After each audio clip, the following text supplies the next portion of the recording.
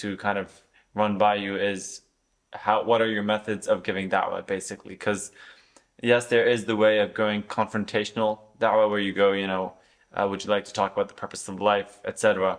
But there's also kind of you as a person when you're in, let's say, a workplace, or if you're in school, what's your advice to someone that you can't exactly go to it's kind of too taboo in a way, and they don't feel comfortable going out and giving da'wah, maybe because of their knowledge, right? They don't feel like they're informed enough. Yet they still have a passion. They want to somehow, at least know that they gave the certain message. How would you suggest to do that? What are some tips? So this brings me back to the question, or rather the topic of da'wah when I did the Friday sermon on da'wah. Yeah. And I don't know if you recall that. And I talked about the micro level da'wah and macro level da'wah. For me personally, I like to divide them into micro and macro. So the micro level da'wah, or let's actually start off with the macro. The macro level da'wah is the one we see all the time. Yeah. We see preachers. We see, what do they call it? Preacher's Corner? Or Speaker's Corner? Speaker's Corner. Speaker's Corner in London, Hyde Park. Like that's what everyone knows knows them for, right? Yeah. And you will watch a video and be like, wow, dude, how could this person formulate their thoughts and their words and articulate in such a manner and confrontation and all that? And I call that macro level da'wah. Like it's confrontational, in your face. Then you have the debates on stages. Right? You have people in a university, some auditorium, debating atheism versus Islam or feminism, masculinity, all that kind of stuff. Yeah. All of these, macro level. Yeah. Then you have, I would say, medium level da'wah, and that's like street da'wah, where someone just has a kiosk, someone comes asking you questions, you're handing pamphlets, you answer about Islam, and it's confrontational face to face, but you're not really reaching up as much of an audience. There's no camera there, there's no audience there buying tickets to listen to you.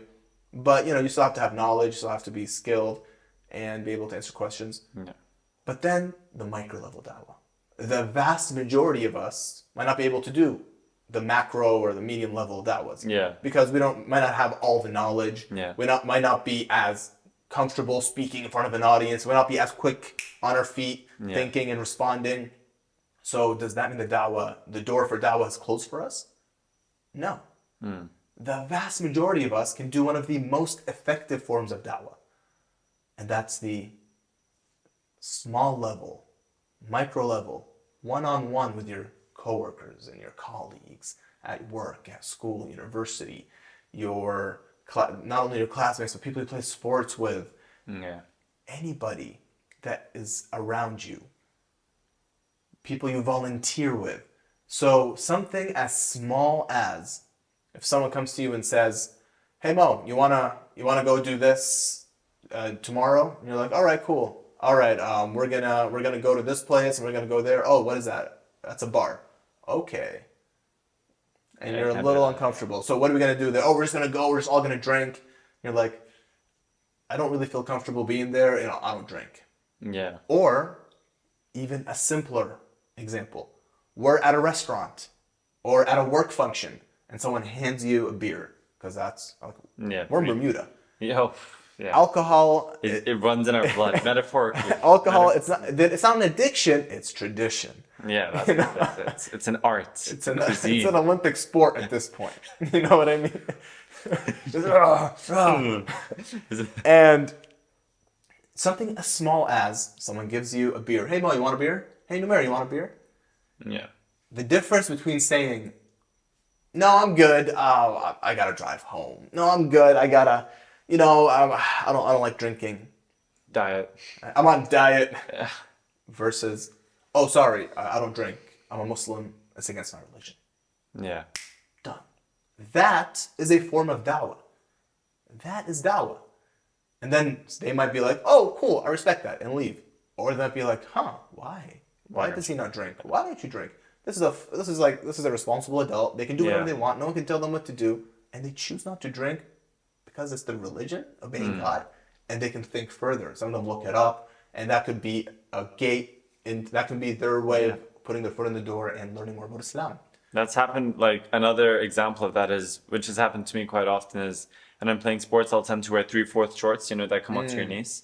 And like when you're playing tennis, it's quite, people are wearing Short shorts. yeah, like they're short shorts. They're like, they take short to another level. It's like YouTube shorts basically, and they see me and they're like, wait, why are you wearing these long shorts? They're inhibiting your movement. You're running to go get the ball. It's obviously slowing you down. And sometimes it's tempting to give an answer like, I just have this, or one of the famous players, Nadal, Rafael Nadal, he used to wear 3/4. And you could always say, I just copy Nadal because he's my favorite player.